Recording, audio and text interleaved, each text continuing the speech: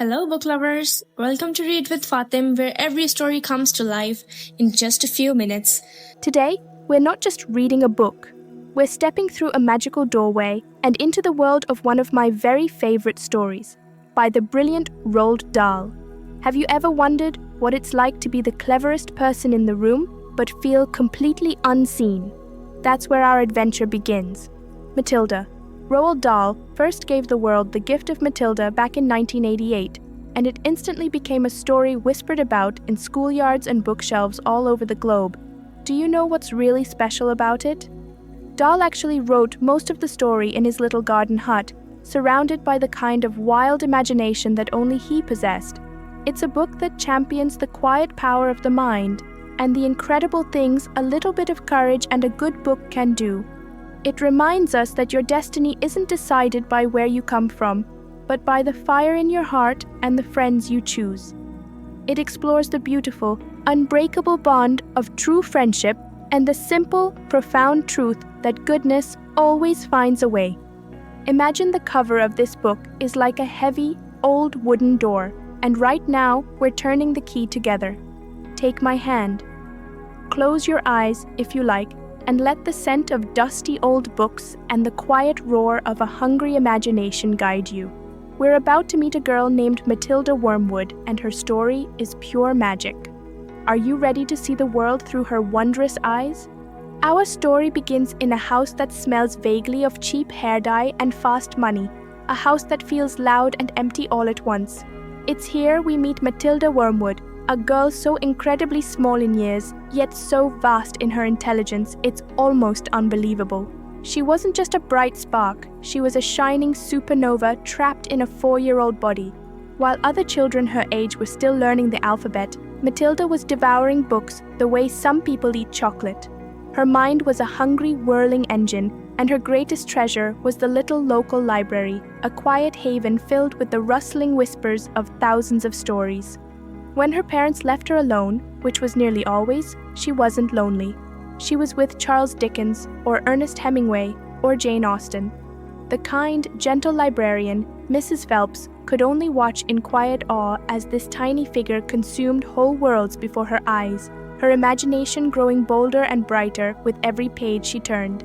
But outside the library walls, Matilda's home life was a dismal, disheartening fog.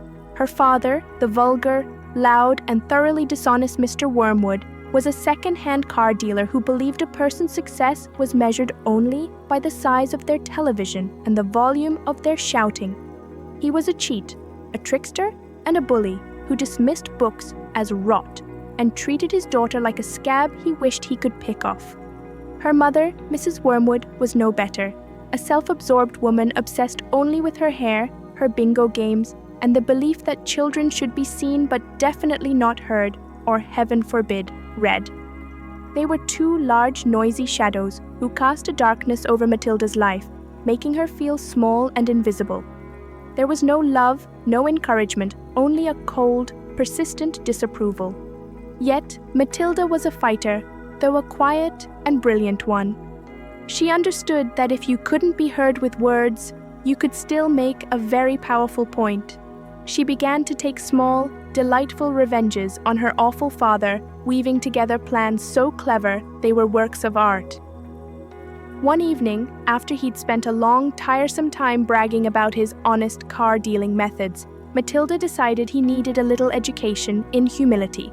She carefully poured a little bit of her mother's platinum blonde hair dye into his special hair tonic. The next morning, the once sleek, dark-haired Mr. Wormwood awoke to discover his magnificent mane had turned an alarming, sickly orange, a bright, furious color that matched his temper perfectly. Another time, she cemented his favorite hat to his head with some very strong glue she'd found. These small, brilliant acts of defiance were the quiet way Matilda survived. They were her secret victories, proving that a little girl's wits could easily outmatch a grown man's bluster.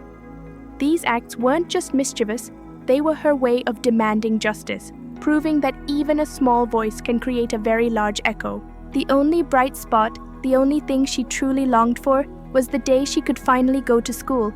She imagined it as a place of warm light and shared knowledge, a world away from the dusty gloom of her own house. When the day finally came, she was bursting with quiet anticipation, ready to finally belong somewhere. But even that dream was about to be shadowed by something monstrous. The transition to school, which Matilda had dreamed of as her grand escape, began with a moment of beautiful reprieve and a glimpse of true kindness. It was at Crunchem Hall Primary School where she met Miss Jennifer Honey. Miss Honey was everything Matilda's own parents were not.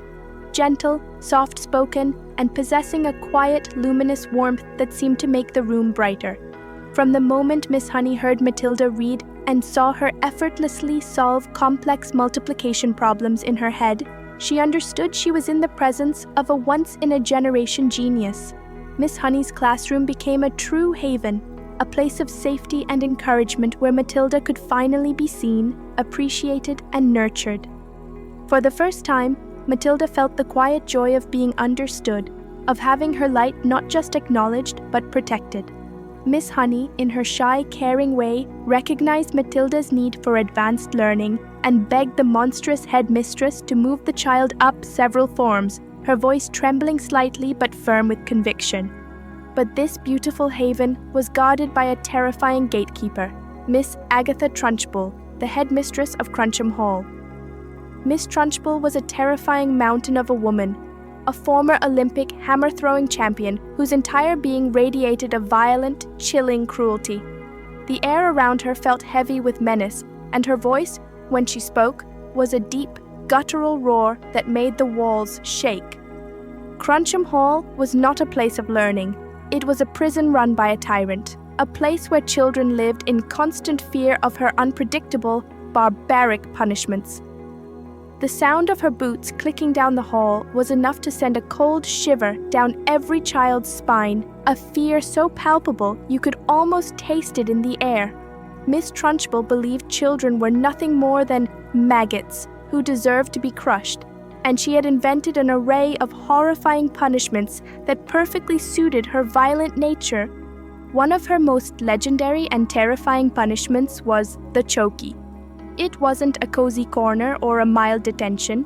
It was a long, narrow cupboard built into the wall, its interior lined with sharp, jagged pieces of broken glass and nails, carefully angled so that it was impossible for a child to sit down or lean against anything without being painfully pricked. It was a torture chamber designed to be terrifying, cramped, and completely dark. Every child at Crunchem Hall knew about the chokey, and the very thought of it was enough to stop a whispered joke or a minor act of defiance dead in its tracks. Miss Trunchbull's punishments were not about discipline, they were about crushing the spirit. We see this cruelty in full view when she grabs a little boy, Bruce Bogtrotter, by the ear and forces him to eat an entire enormous rich chocolate cake in front of the whole school for the minor offense of stealing a single slice. The scene was sickeningly tense, a display of raw, adult power against a trembling, vulnerable child, proving just how much delight the Trunchbull took in her reign of terror. Matilda, with her sharp eyes and even sharper sense of justice, was deeply disturbed by this horrifying atmosphere, the sheer unfairness of it all, the way this massive woman used her power to crush the innocent, ignited a quiet, fierce anger inside her. She felt an urgent need to help, to fight back against this giant injustice, though she wasn't sure yet how a small, ordinary girl could possibly stand up to such an extraordinary bully.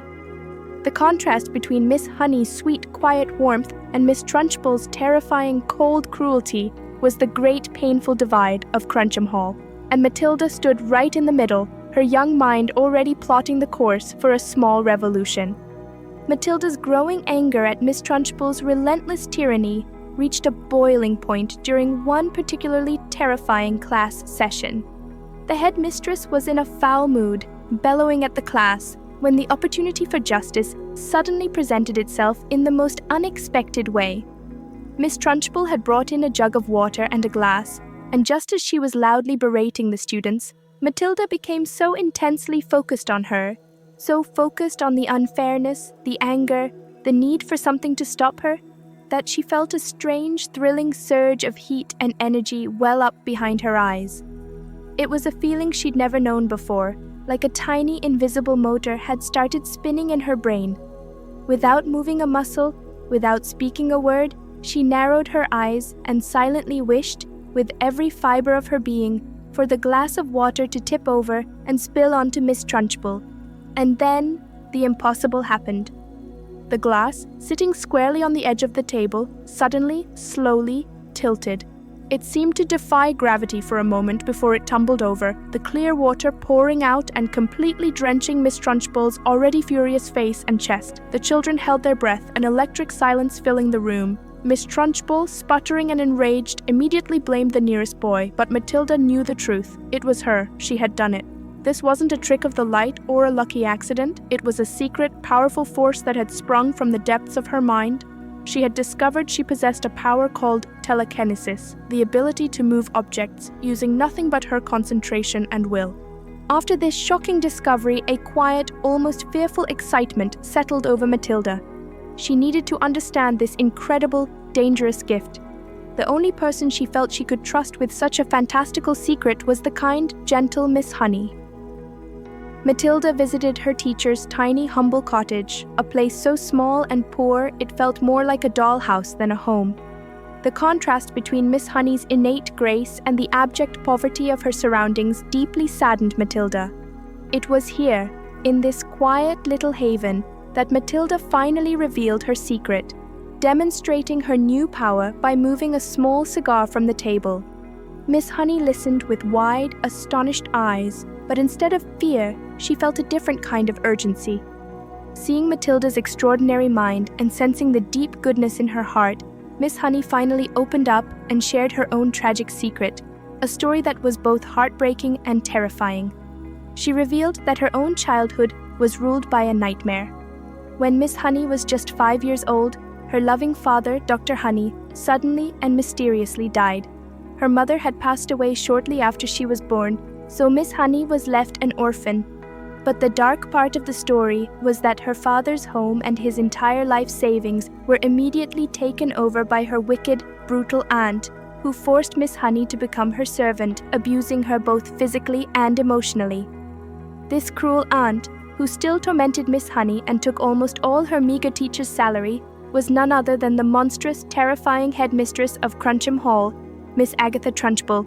The house that Miss Trunchbull lived in, the beautiful, large house that should have been Miss Honey's, was the very house where Miss Honey grew up and where her father, Dr. Honey, had mysteriously died.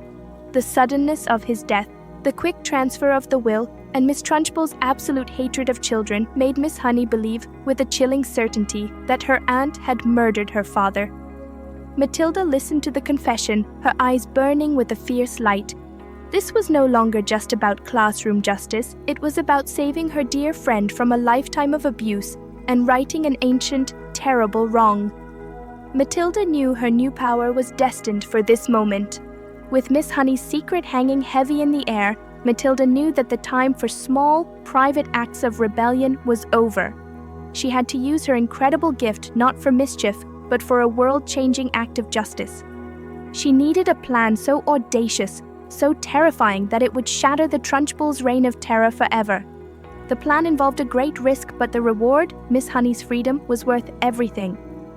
Matilda spent days practicing her powers in secret, honing the fiery concentration behind her eyes until she could move objects with precision and speed, preparing for the final, grand confrontation.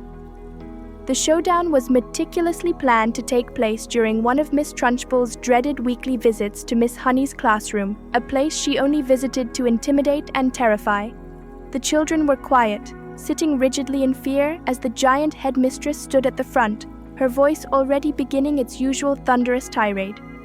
Matilda waited, her heart beating a drum against her ribs, her mind a focused, burning lens of concentration. This was not just about revenge. This was about channeling the voice of a ghost. As Miss Trunchbull stood bellowing, Matilda unleashed the full force of her telekinetic power, focusing all her might on the piece of chalk on the blackboard tray. Slowly, agonizingly, the small white stick rose into the air, its movement silent but profound. Then it began to write. The chalk scratched out a message on the blackboard in large, elegant, and chilling script, a message that seemed to speak directly from the grave. The message was addressed to Agatha, and it was signed chillingly by her dead brother, Magnus. The message recounted the cruel acts of the headmistress, demanding that she immediately hand over the great house and the life savings to the rightful owner, Jennifer Honey. It warned Trunchbull to leave Crunchem Hall and never, ever return. Miss Trunchbull, who was a bully but also deeply superstitious, stared at the writing in growing, terrified disbelief. She was confronted not by a small girl, but by the voice of the man she had wronged, the brother whose death she was almost certainly responsible for. She watched as the chalk flew about, writing out the truth of her wicked past, her massive face slowly draining of all color, her terrifying presence shrinking down to a lump of pure panicked terror. The fear was so profound it completely shattered her composure. She screamed a high panicked shriek unlike her usual roar, and then, completely losing her mind, she collapsed onto the floor in a whimpering, babbling mess. When she finally staggered up, she stumbled blindly out of the classroom, out of the school, and out of the lives of the children forever. Miss Agatha Trunchbull was never seen again. The aftermath was a beautiful, sudden peace. A new, kind headmaster was quickly installed, and the school was transformed from a prison into a proper place of joyful learning. Miss Honey was finally free. She inherited her father's beautiful house and life savings, and for the first time, she was truly happy and secure. And in a final, perfect twist of fate, she adopted the clever, beautiful, and wonderful girl who had saved her. Matilda's parents, Mr. and Mrs. Wormwood, were finally caught by the police for their illegal dealings and were forced to flee the country in a hurry. In the chaos of their escape, they asked Matilda to join them, but she simply shook her head. She was already home. She stayed behind, settling into a new, loving life with Miss Honey, surrounded by books and the quiet, nurturing love she had always deserved. As she grew older, the intense bursts of telekinetic power began to fade. A strange, wonderful magic that she had needed once, but needed no longer. Her mind, as Miss Honey explained, was simply so vast and powerful that it had manifested a physical strength for a short while, and now that her life was safe and happy, it simply returned to its normal, brilliant state. Matilda and Miss Honey had found their perfect, happy ending, proving that love and a powerful mind are the greatest forces in the universe. Oh, what a wonderful story. When I finish reading Matilda, I always feel a wave of hope rush over me. The main message of this amazing book isn't just about having a genius brain or a secret magic power. It's about the incredible, quiet strength of being good. It teaches us that even when the world feels loud, unfair, and a little bit cruel, you can choose to be the light. Matilda was surrounded by darkness in her home, but she didn't let it extinguish her inner glow. Instead, she used her gifts to fight for justice, to protect the innocent, and most importantly, to find a family that truly loved her. The story shows us that kindness is a superpower, and the most important magic of all is finding someone, a friend, a teacher, a guardian, who believes in you, and then learning to believe in yourself just as fiercely. Matilda made me realize that it's okay to be different. It's wonderful to be smart, and that books are the truest form of freedom. They allow your mind to fly even when your body is stuck. So, my wonderful friends, I want you to remember this. Never let a loud voice or a mean person tell you who you are or what you can achieve. Read books, be curious, be kind, and if you see an injustice, be brave enough to stand up, even if you're the smallest person in the room. Your mind is your magic wand. Now tell me, what is one book